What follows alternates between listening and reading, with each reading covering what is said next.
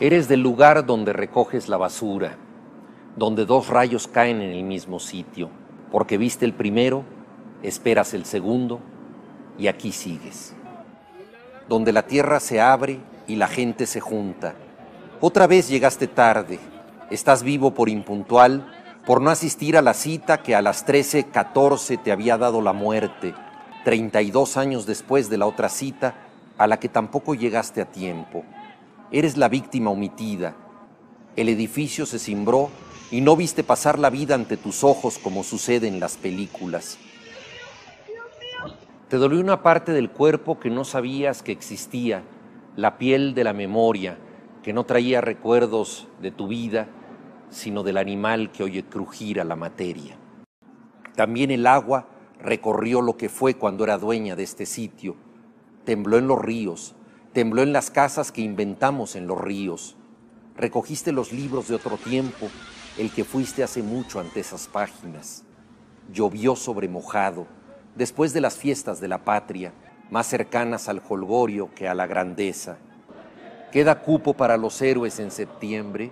Tienes miedo, tienes el valor de tener miedo. No sabes qué hacer, pero haces algo. No fundaste la ciudad, ni la defendiste de invasores. Eres, si acaso, un pordiosero de la historia, el que recoge desperdicios después de la tragedia, el que acomoda ladrillos, junta piedras, encuentra un peine, dos zapatos que no hacen juego, una cartera con fotografías, el que ordena partes sueltas, trozos de trozos, restos, solo restos, lo que cabe en las manos, el que no tiene guantes, el que reparte agua, el que regala sus medicinas porque ya se curó de espanto, el que vio la luna y soñó cosas raras pero no supo interpretarlas, el que oyó maullar a su gato media hora antes y solo lo entendió cuando el agua salía del excusado, el que rezó en una lengua extraña porque olvidó cómo se reza, el que recordó quién estaba en qué lugar, el que fue por sus hijos a la escuela, el que pensó en los que tenían hijos en la escuela, el que se quedó sin pila, el que salió a la calle a ofrecer su celular, el que entró a robar a un comercio abandonado y se arrepintió en un centro de acopio, el que supo que salía sobrando, el que estuvo despierto para que los demás durmieran, el que es de aquí, el que acaba de llegar y ya es de aquí, el que dice ciudad por decir tú y yo y Pedro y Marta y Francisco y Guadalupe, el que lleva 2 días sin luz ni agua, el que todavía respira, el que levantó un puño para pedir silencio, los que le hicieron caso, los que levantaron el puño, los que levantaron el puño para escuchar si alguien vivía, los que levantaron el puño para escuchar si alguien vivía y oyeron un murmullo, los que no dejan de escuchar. He invitado para este espacio, en esta ocasión, para reflexionar junto con ustedes sobre el significado de estas fechas, pero también de cara a un cambio de gobierno en México. El próximo 1 de diciembre estará tomando posesión Andrés Manuel López Obrador como presidente de México. Dejar de ser presidente electo para convertirse en presidente constitucional y ahora sí, empezar a ver realmente si se va cumpliendo aquella promesa de un cambio profundo en México. Les presento a Jaime Hernández, lo he invitado para que me acompañe en este espacio. Él, como saben ustedes, fue corresponsal en los Estados Unidos de varios medios, pero del Universal durante muchísimos años, y desarrolló una actividad durante mucho tiempo ahí en Los Ángeles, desde luego también en Washington, la capital, como corresponsal de ese diario. Ahora se encuentra al frente del espacio de Sin Fronteras del diario mexicano La Jornada, donde puede enterarse pues de muchos aspectos de esta relación tremenda entre América Latina, Centroamérica, México, con los Estados Unidos y el fenómeno migratorio, sus raíces, sus causas profundas, la corresponsabilidad que hay en todos los protagonistas de la política, de la economía, para que se dé todo este gran fenómeno migratorio de sur a norte. Bueno, pueden enterarse de un enfoque distinto gracias al conocimiento que del tema tiene Jaime Hernández en el diario La Jornada. Te adorné mucho, Jaime. ¿Cómo estás? Muy buenas noches. No, yo creo que te faltó incluso. Te faltó, ¿verdad? Gracias por tu generosidad, querido Rubén. No es generosidad. Bueno, pues perdón por la introducción donde me desvío un poquito a los temas académicos, que será un tema también muy importante para que reflexionemos un día de las opciones que van a tener nuestros niños o nuestros adolescentes de cara a nuevas carreras, en fin. Pero Jaime, ¿cómo se ha vivido hasta este momento esta jornada conmemorativa llena de dolor? Mira, yo por ejemplo puedo decirlo, ¿no? Lo comparto, en el de hace 33 años, que me tocó en un edificio, en la planta baja de un edificio, que fue tremendo. Bueno, al poco tiempo del terremoto me entero que la hermana de mi mejor amigo, no voy a decir aquí el nombre, pero la hermana de mi mejor amigo, embarazada, con sus hijos, con su esposo, todos murieron en aquel edificio de la Superleche. Entonces anduve yo ahí acompañando a mi amigo y buscando ahí, fíjate, buscando los cuerpos de esta familia, y nunca fueron encontrados. Ahí lo que es Lázaro Cárdenas, el eje Lázaro, ahí estaba el edificio de la Superleche. Lo recuerdo con una gran nitidez, en fin, y parece que fue no hace 33 años, es un parpadeo, y no se diga el del año pasado, ¿no? ¿Qué cruza por tu mente respecto a los mexicanos que en un día como hoy, pues tengo una familia amiga también, de una, casi te podría decir, sobrina, la quiero mucho, no voy a decir el nombre, pero era maestra en el Repsamen, era maestra y sobrevivió de milagro, por decirlo algo así. Pero ¿qué cruza más que los detalles en particular que tanto se ha dicho y ya tanto se ha comentado? ¿Qué cruza por tu mente a manera de reflexión sobre esta fecha doblemente significativa? Pues cruza por mi mente muchísimas sensaciones, porque desde muy temprana hora de este miércoles, porque te recordarás que hace 33 años el terremoto se produjo a las 7:19 de la mañana, cuando en muchísimos hogares se estaban preparando para llevar a los niños a la escuela, para irse a trabajar. Y entonces el gobierno, el menguante, el cada vez más menguante gobierno de Enrique Peña Nieto, se hizo presente en el Zócalo para izar la bandera en memoria de todas las víctimas de aquel terremoto de hace 33 años. Pero lo interesante del caso es que hubo un control excesivo del Zócalo en materia de seguridad. Tal parece ser que al presidente, en esta fase ya más menguante y cada vez más impopular, no le caen muy bien, está rodeado de demasiada gente, tiene miedo y de estar rodeado de una gente, porque sabemos que el gobierno de Enrique Peña Nieto sale en medio quizá de uno de los descréditos más terribles en la historia de los presidentes en México. Pero por otro lado, también es interesante ver las sensaciones que han causado a primera hora de este miércoles el desfile de ambulancias de la Cruz Roja, que salió tempranísimo, pero además con las sirenas por todo lo alto, espantando a todos los vecinos a la redonda, porque pues no sabían, nadie les había avisado que las ambulancias iban a salir con las sirenas a todo lo que daban, y la gente se espantó. Y eso te habla del miedo que todavía sigue atenazando a muchísima gente, porque ese terremoto de hace 33 años y el terremoto que se repitió en la misma fecha hace un año, pues ha convertido esta fecha en una fecha de muchos miedos, ¿no? Ya hay incluso en tono de guasa, ya conoces cómo somos los mexicanos, dijeron, bueno, ¿y por qué no instituimos el 19 de septiembre como el día que va a temblar? Y ya para que todos estemos preparados, ¿no? Sí. ¿No? Y entonces, pero eso te habla del temor que seguimos sintiendo. Yo te soy sincero, hoy he sentido ese temor.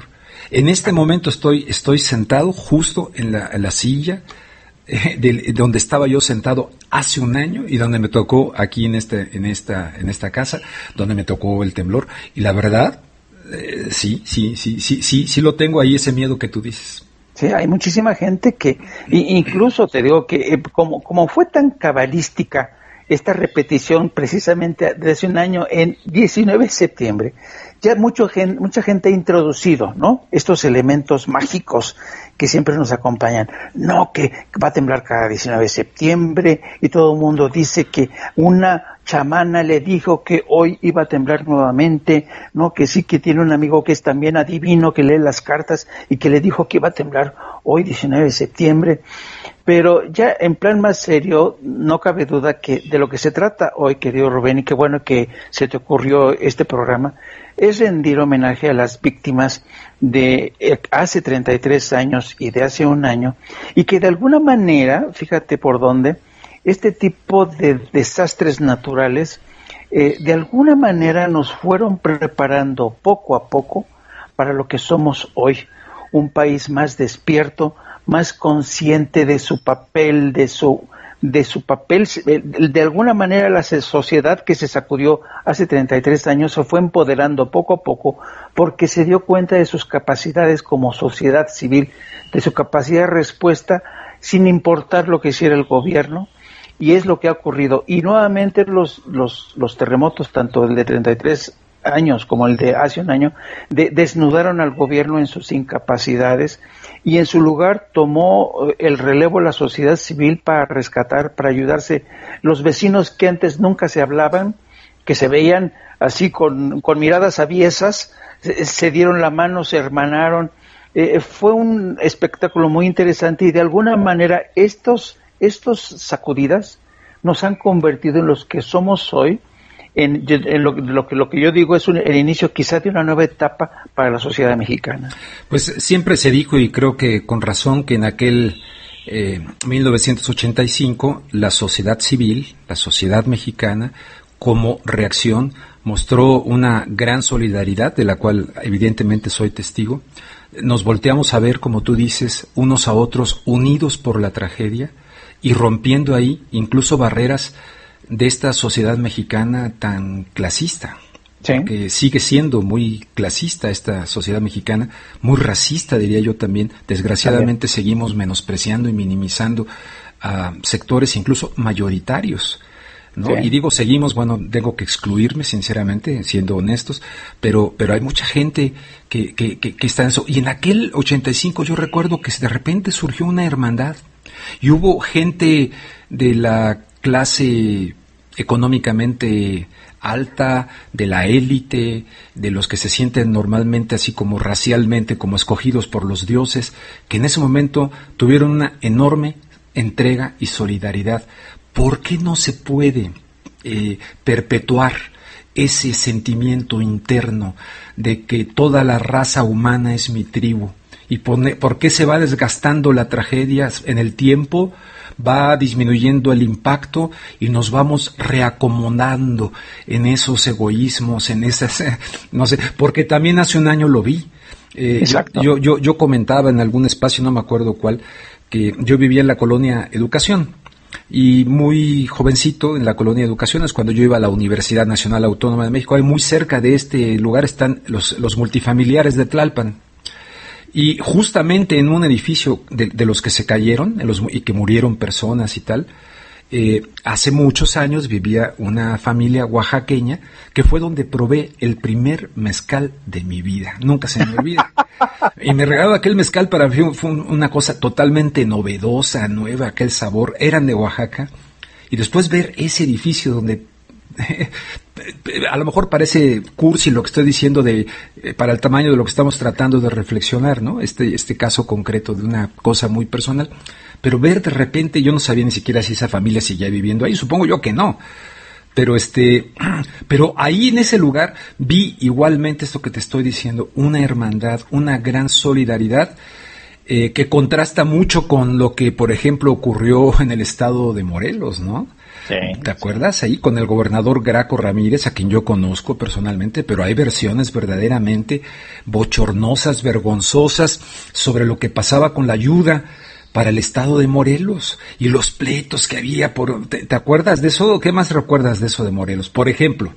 Sí, no, yo recuerdo que estos dos grandes terremotos que hemos tenido, como te decía, han dejado descubierto. Por un lado tienes la generosidad, la capacidad de entrega de la sociedad civil, sí, sin importar su condición social, su color de piel, el tipo de vivienda que tengan unos y otros. Exacto. Yo recuerdo que fue tremenda la solidaridad, yo recuerdo, y tú también seguramente recuerdas haber visto estos comandos de jóvenes que de manera espontánea se organizaron, sí, y iban a bordo de camiones de redilas, de camionetas, a socorrer, a ayudar, a quitar escombros para rescatar cuerpos. Y al mismo tiempo el gobierno tanto de la Ciudad de México como de los estados se tardaron mucho en responder y en organizarse.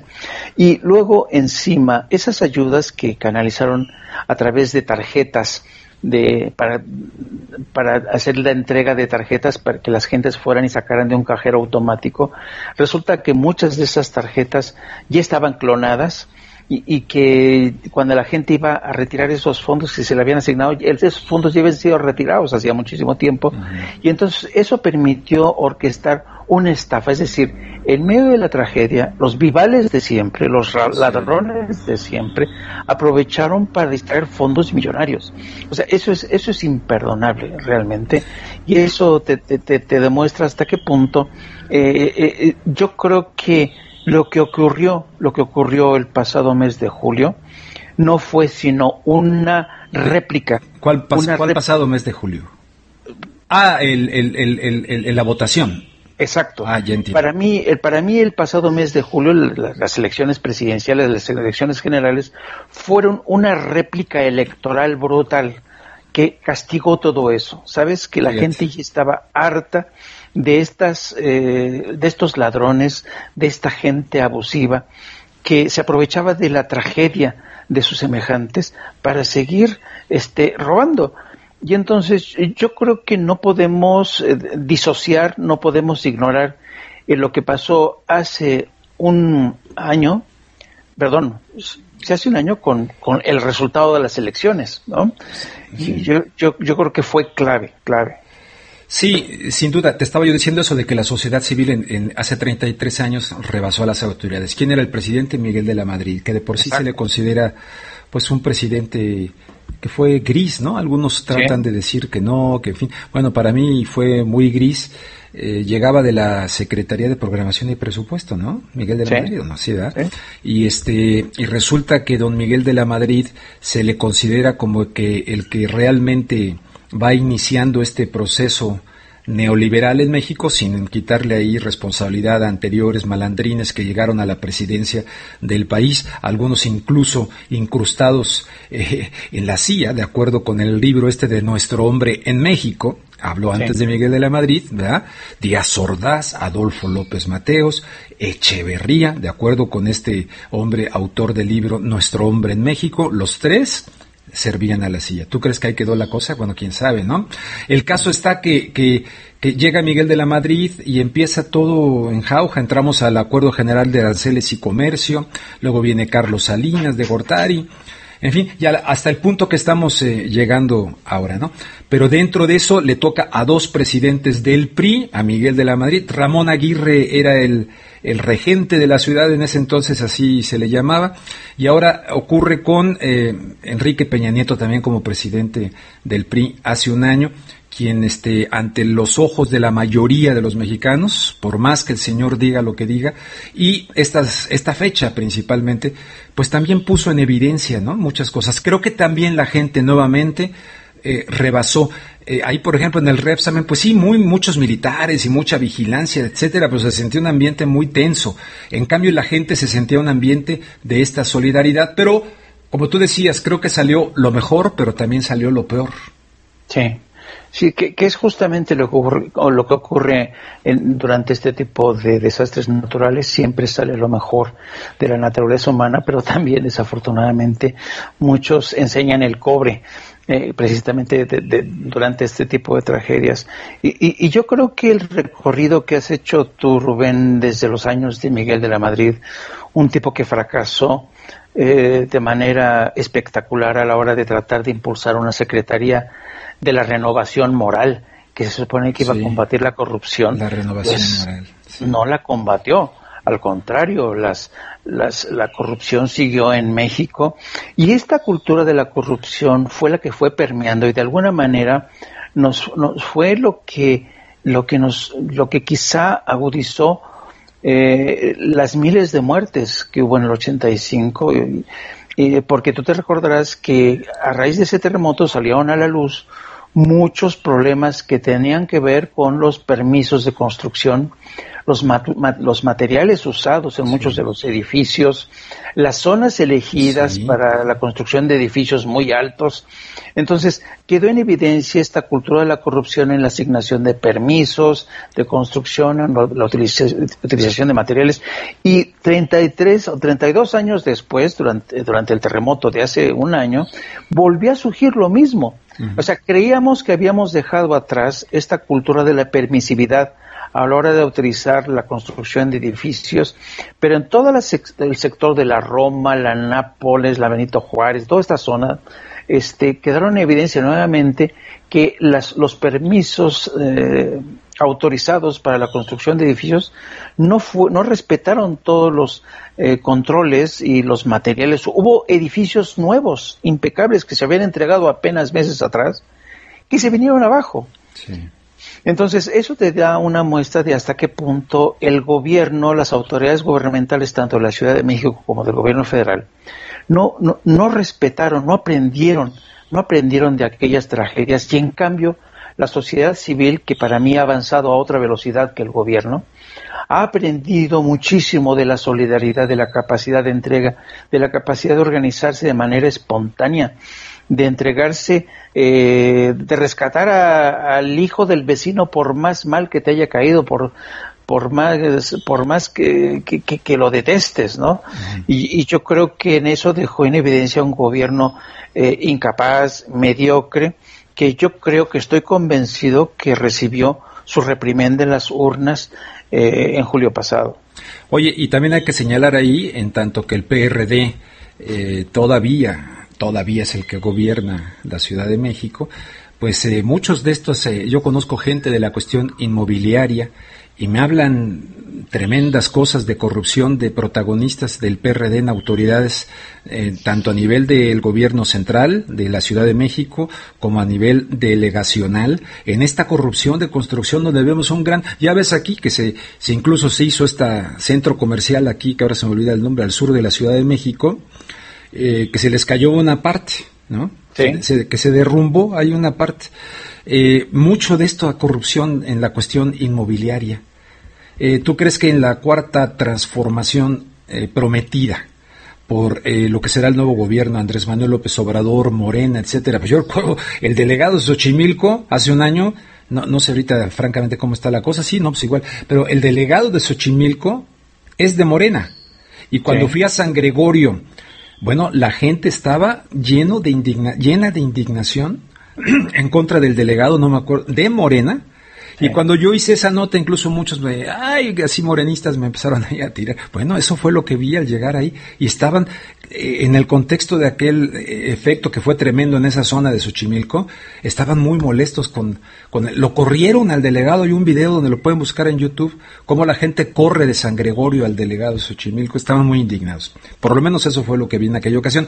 Entonces mi pregunta es esto del PRD que te decía y de otras autoridades, ¿no? De esta corrupción coagulada en las arterias del país y que por eso el país se ha estado infartando en muchísimos momentos, mientras la élite ha estado muy contenta con los negocios que ha venido haciendo, sí, de exportación y todo aquello del Tratado de Libre Comercio, pero con el desmantelamiento del campo mexicano, que yo no sé, Jaime, la verdad, qué va a pasar ahora con este acuerdo binacional entre el señor Trump y México.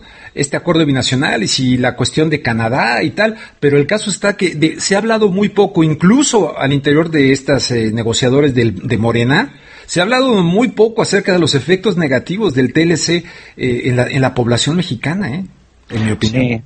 Sí. Yo creo que el Tratado de Libre Comercio, este ha sido un debate largo y en el que desafortunadamente han sido muchísimos millones, yo me atrevería a decir, de mexicanos quienes han sido dejados atrás, a los que se les ha olvidado. Me refiero a la gente del campo, me refiero a toda esta gente que ha tenido que abandonar el campo para trasladarse a las ciudades donde llega para establecerse en los cinturones de miseria o para tratar de emigrar a Estados Unidos y Canadá.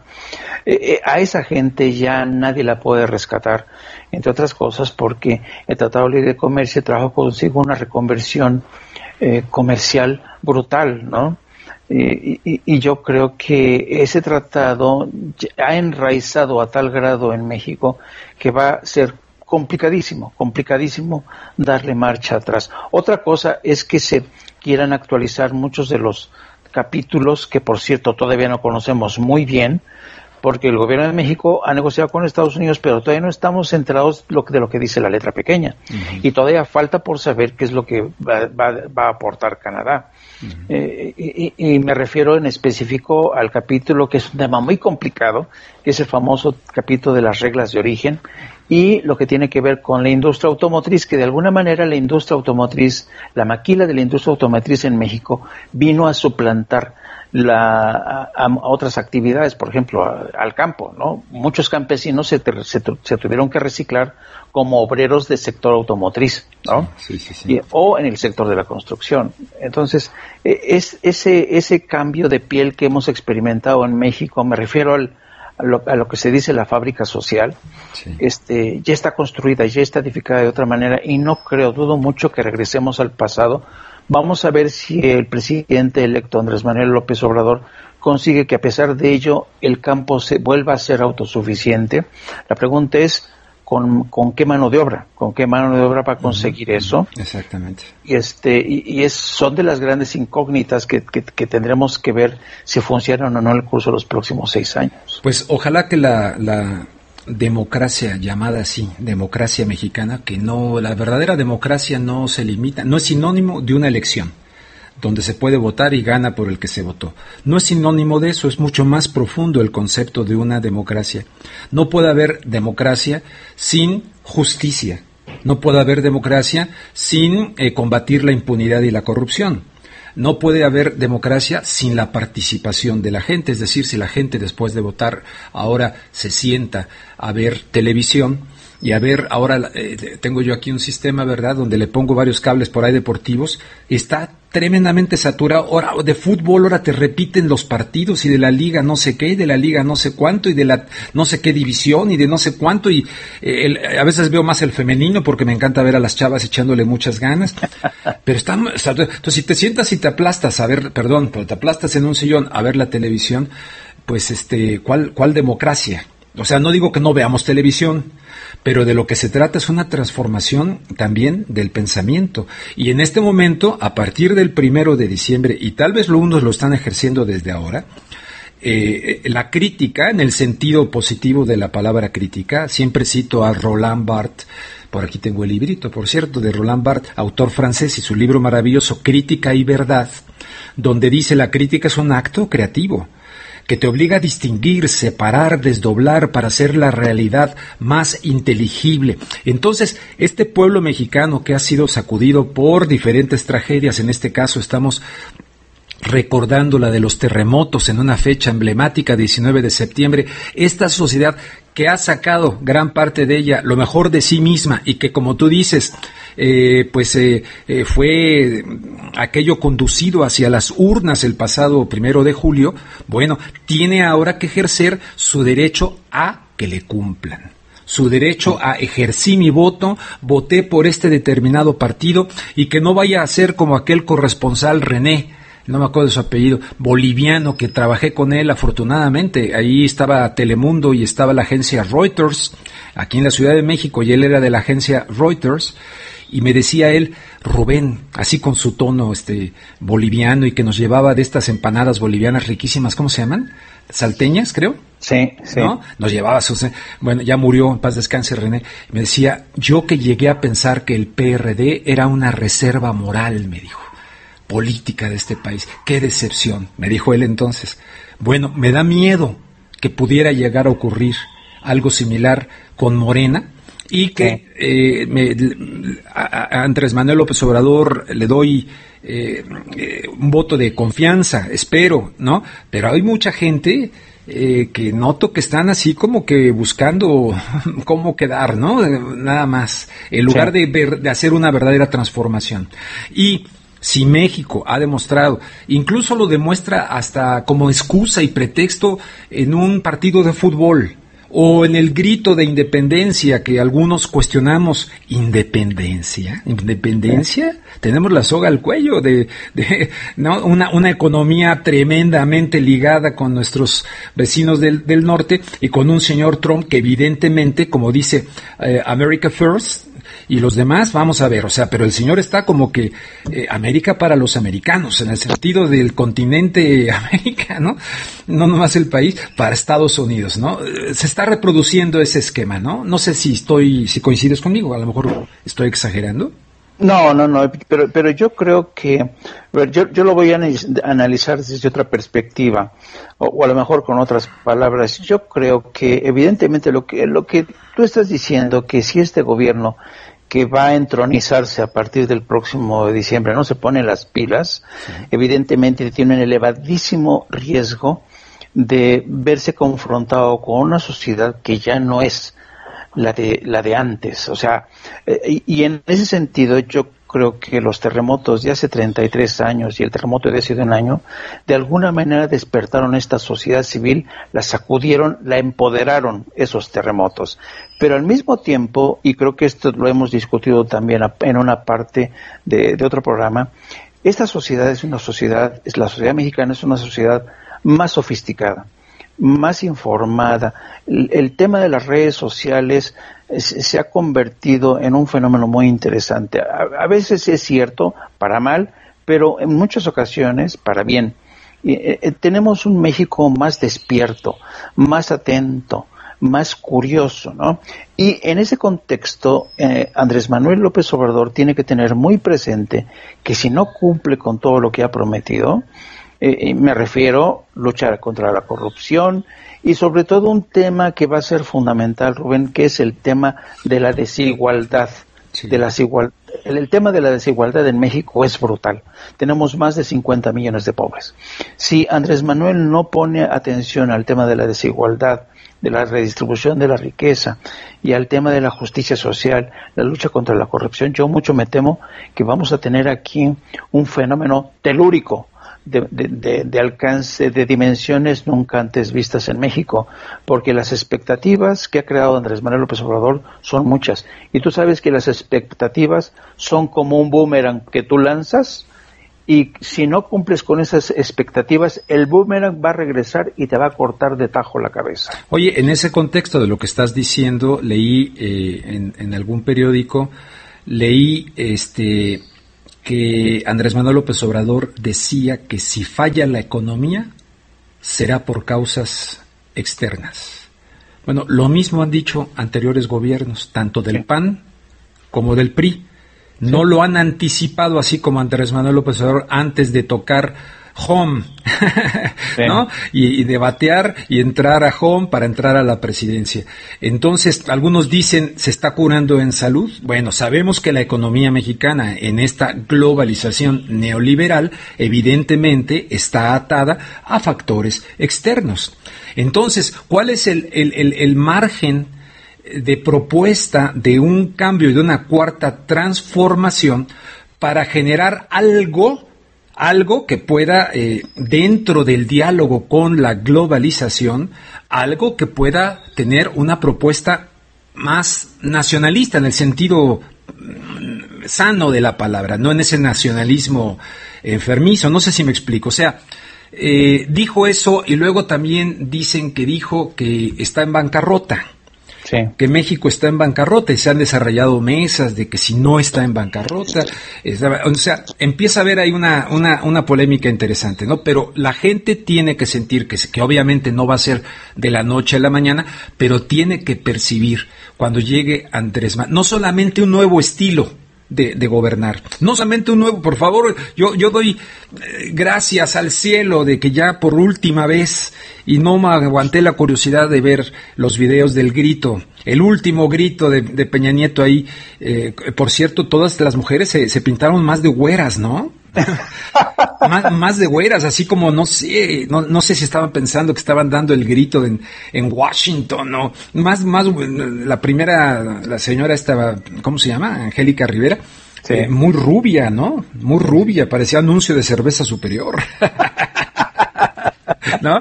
Pero no sé si me explico, no solamente un nuevo estilo de gobernar, sino que se sienten las bases para una real y verdadera transformación, y eso exige que quienes rodean a López Obrador, esto que hicieron con el gobernador de Chiapas, ¿cómo se llama? El de Chiapas. Manuel Velasco. Oye, por favor, eso es una vergüenza. Ahí no hay tal cuarta transformación. Tenemos que decirlo. O estoy mal. No. Yo creo que hay una frase magnífica que a mí me encanta repetirla.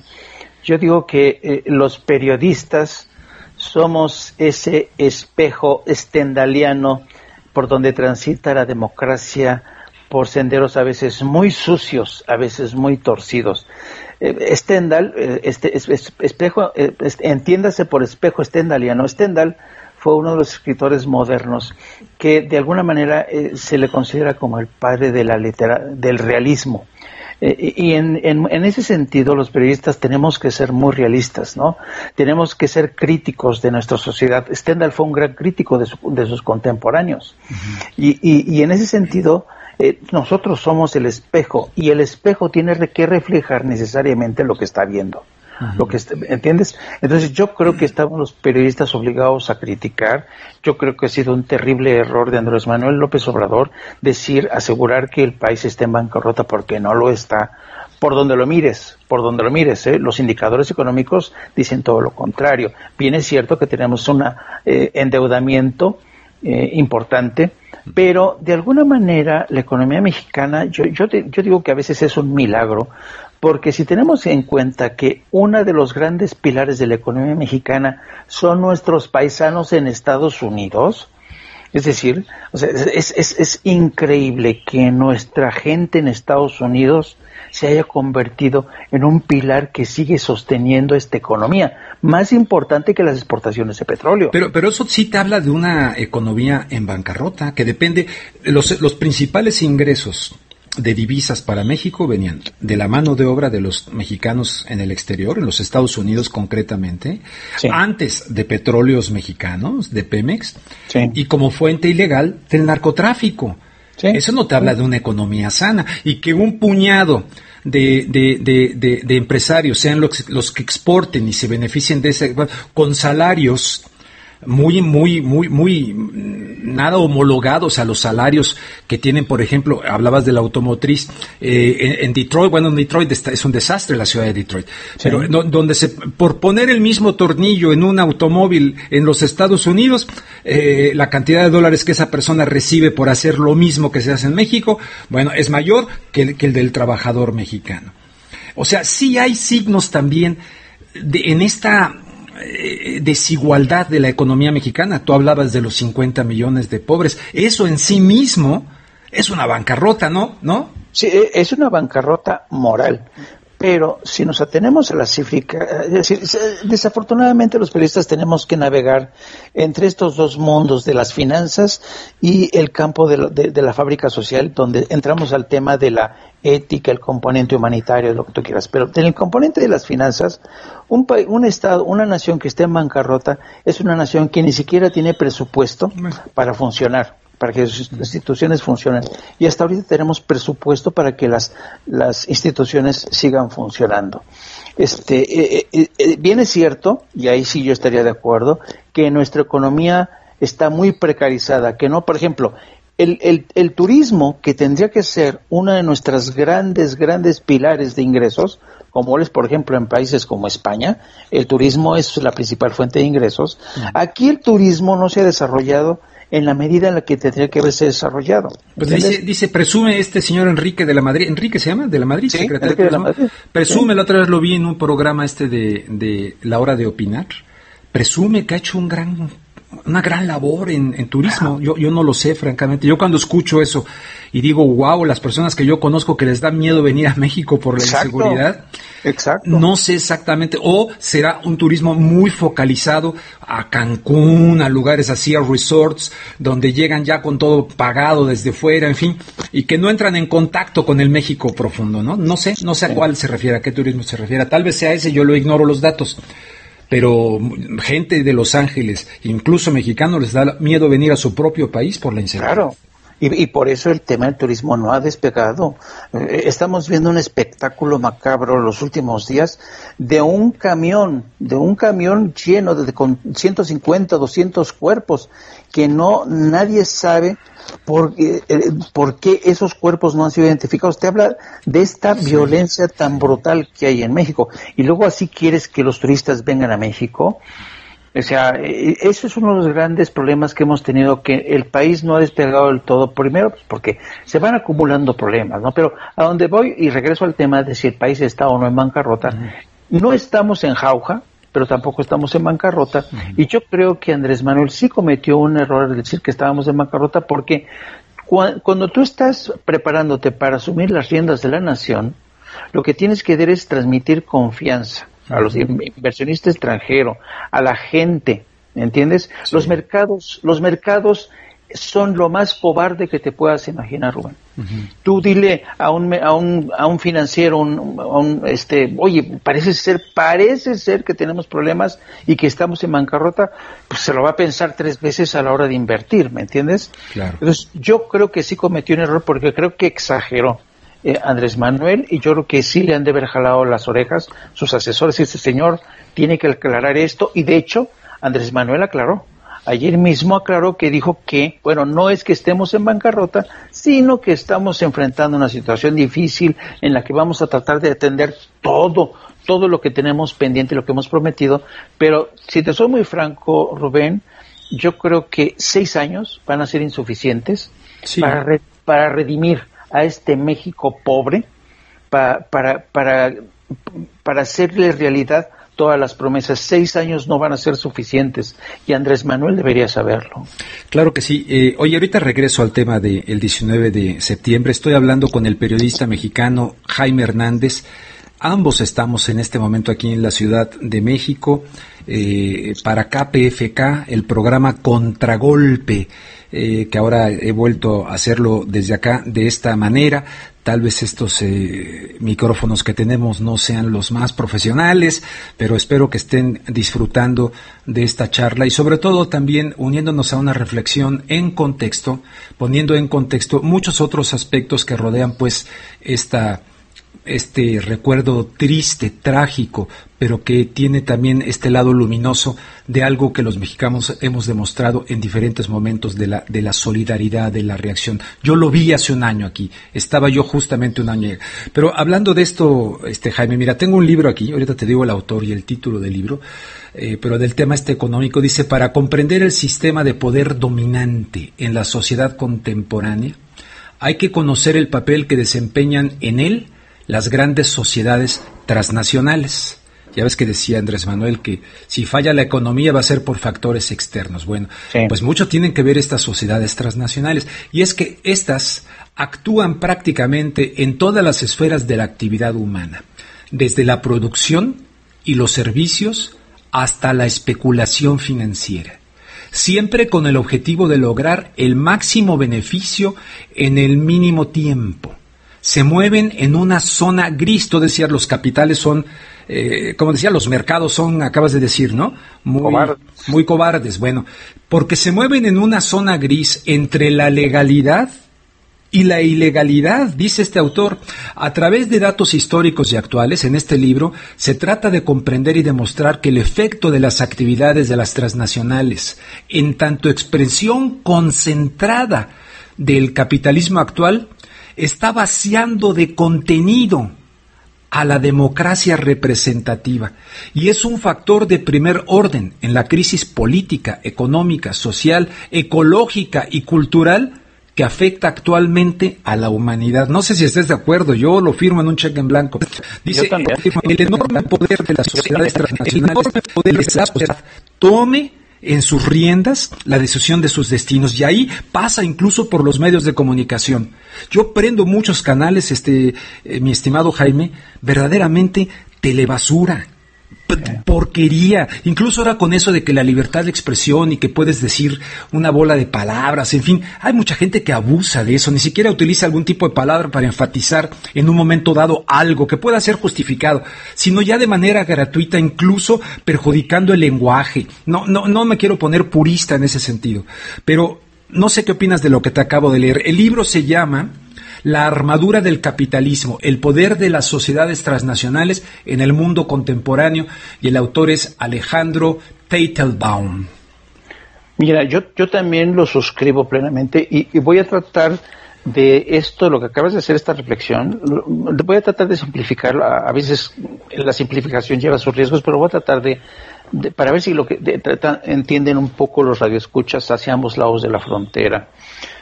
Mira, y yo creo, porque tú y yo hemos vivido a salto de caballo entre Estados Unidos y México durante muchos años. Sí. Bueno, y durante este tiempo hemos estudiado las realidades económicas, políticas y sociales de estas dos grandes naciones. Bueno, yo he llegado al convencimiento que México y Estados Unidos son hoy una especie de dos grandes hermanos siameses que están vinculados por el hígado, el corazón, los riñones, ¿me entiendes? Porque en términos económicos está funcionando así.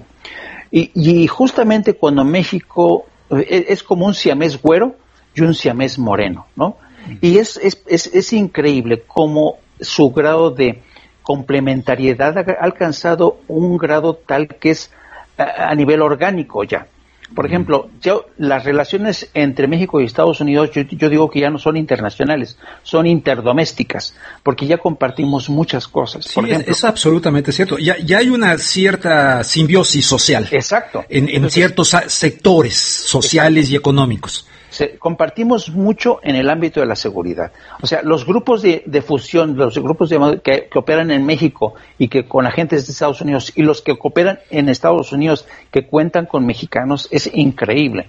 El grado de intercambio comercial al día es de $1,000 millones, supera el $1,000 millones. Al año son más de $500,000 millones. Eso es una barbaridad. Sí. Entonces, en ese contexto, que venga un tipo como Trump y decir América para los americanos es una estupidez, en primer lugar porque eso no es verdad, eso no existe, eso es una entelequia.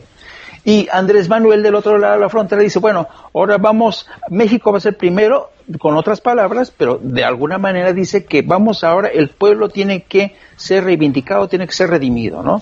Pero como tú dices, y creo que es muy oportuna tu reflexión, no se nos olvide que hay otros operadores transnacionales.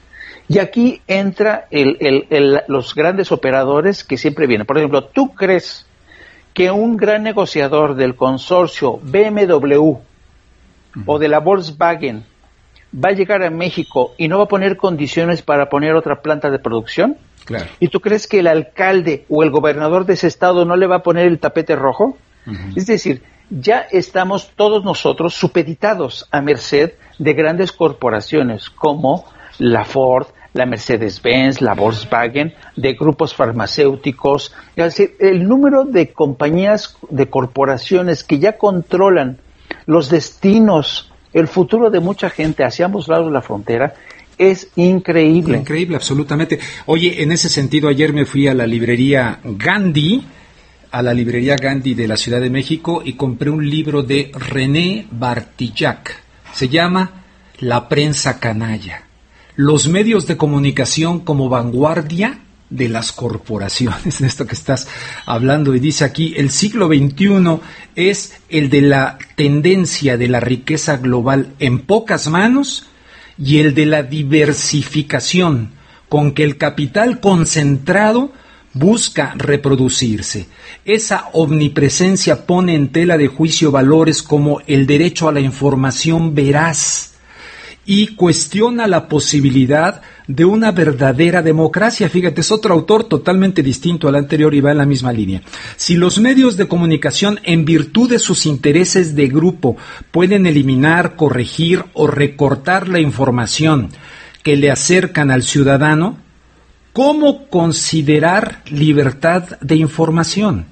Si un influyente medio como el diario El País de España pone como ejemplo el autor, tiene como matriz al grupo Prisa y este tiene como socio mayoritario a Liberty Acquisition, un conglomerado empresarial en el que se destacan Goldman Sachs y el HSBC y el Banco Santander, ¿será ecuánime su información o favorecerá sus intereses corporativos? Si otro diario español, El Mundo, está emparentado empresarialmente con monstruos como Pirelli, Fiat, Benetton y otros, ¿no sería ingenuo esperar objetividad de su parte? Y otro tanto pasa con los medios de Latinoamérica como Televisa y el resto del mundo. Golpes de Estado, campañas de desprestigio o entronización de candidatos son nuestro pan cotidiano.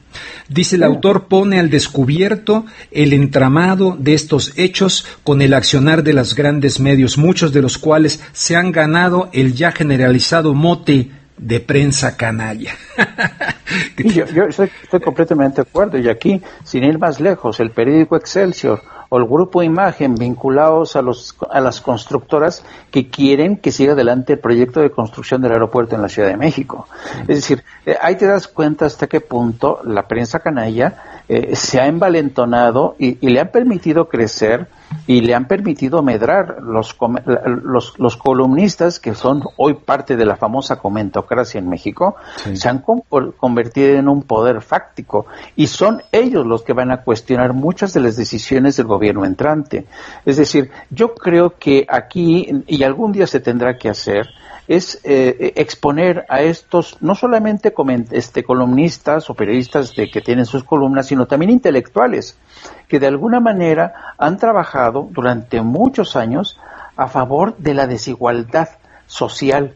¿Por qué? Sí. Porque han estado a favor de un régimen, ya sea corporativo o de partido en el poder, que se ha beneficiado de esta repartición tan equitativa, de esta cultura de la corrupción, que prácticamente ha diezmado también a muchos medios de comunicación. Las historias de despidos en grandes medios, como el Reforma, el Universal, las grandes crisis que viven todos ahora, es realmente, yo no recuerdo una época de tal ruindad y de tal desesperanza en los medios de comunicación mexicanos, que ven con muchas esperanzas y expectativas, vamos a ver si ahí también se cumple, el inicio de la presidencia de Andrés Manuel López Obrador. Bien, ya para finalizar, Jaime, se nos ha venido el tiempo encima.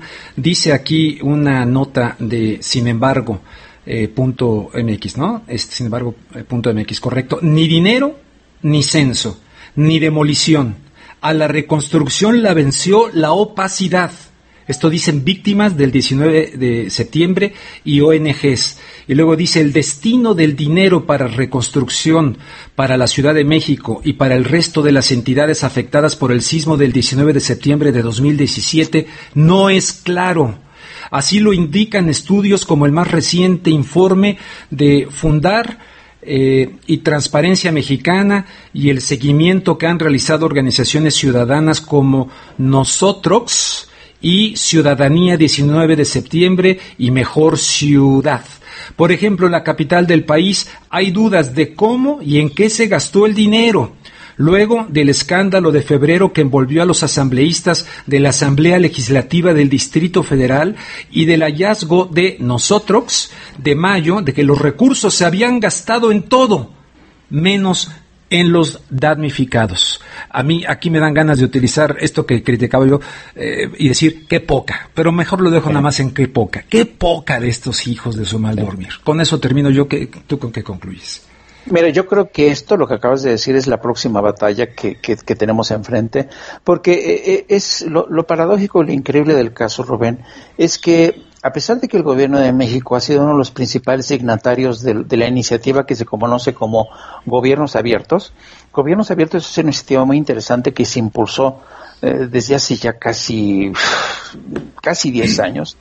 En México se suscribió esta iniciativa internacional impulsada por distintos gobiernos, entre ellos Estados Unidos, para justamente terminar con la cultura de la opacidad en el manejo de los recursos públicos. Y México dijo, no, sí, yo voy a luchar, pero en todos y cada uno de los frentes el gobierno de México reprobó en esta iniciativa de Gobiernos Abiertos. Vamos a ver si ahora, con el inicio de la presidencia de Andrés Manuel López Obrador, se ratifica al gobierno mexicano como un signatario más del gobierno de Gobiernos Abiertos, que es una iniciativa muy interesante. Si quieres después hablaremos más en detalle de ella, pero que sería bueno que ahora sí se cumpliera con datos comprobables, porque México necesita eso, un gobierno abierto, un gobierno transparente, un gobierno que rinda cuentas, porque la gente ya está harta, está cansada de tanto engaño y sobre todo de que los recursos que se supone que tienen que ser asignados para responder en materia de salud, de educación, se estén destinando para enriquecer las cuentas bancarias de uno. ¿Y por qué no? Dice, bueno, pues ¿por qué no asegurar el retiro de otros que después de estar en la presidencia se van a disfrutar de lo robado a Londres o a París o a Estados Unidos? Bueno, como la esta de Veracruz, ¿no? Que se compró, según eso, una casa de $7 millones en Miami. En fin, siguen desangrando a México. Mi querido Jaime Hernández, pues me da muchísimo gusto. Yo pronto estaré en Los Ángeles. Ojalá nos visites allá en Los Ángeles. Diles a los de la jornada que no sean chuecos, que te manden a Los Ángeles a hacer algunas historias, ¿no? Y nos vemos por ya verás que sí. Allá donde nos conocimos. Déjenme decirle que aquí Jaime Hernández trabajaba para el Universal cuando yo entrevisté, ¿en qué año fue? Al señor Vicente Fox Quesada, que anduvo en un tour dando entrevistas de complacencia, donde incluso había periodistas que pues no le cuestionaban en lo más mínimo. Llegaba con un libro de la Revolución, el de la Revolución de la Esperanza, o ¿cómo se llamaba? Sí. Bueno, parafraseándose algo que es un título de Erich Fromm, que por cierto aquí en Odontología en Copilco hay un instituto del psicoanálisis humanista de Erich Fromm. Bueno, pues llegó ahí y cuando llegó conmigo, pues, y tú hiciste una crónica de aquella entrevista, creo, ¿no? Sí. ¿Verdad? Bueno, fabulosa, creo. Estoy seguro ahí sí. que fuiste de los primeros periodistas en difundir aquello. Así es. Bueno, cuando el señor Fox te acusó de ser un periodista grosero, un vulgar, ¿cómo se atreve? Un vulgar. En fin, y ahora ya anda muy, está como loco por lo de la pensión, ¿verdad? Se la quitaron. Sí, ¿verdad? Anda como loco, al borde de un ataque de nervios. Jaime Hernández, te mando un fuerte abrazo, muchísimas gracias por esta conversación. Amigos de Contragolpe, muchísimas gracias por sintonizarnos en esta fecha significativa. A las víctimas directas, es decir, de familiares, amigos y personas que todavía tienen el estrés postraumático y todo esto, pues reciban de parte de Jaime y un servidor un abrazo solidario. ¿Qué más podemos decir en ese sentido, Jaime? Pues nada, un gran abrazo a todos y a todas. Muy bien, muchísimas gracias, amigos de Contragolpe. Pues nos escuchamos, vamos a ver si podemos hacer algo mientras esté por acá en México.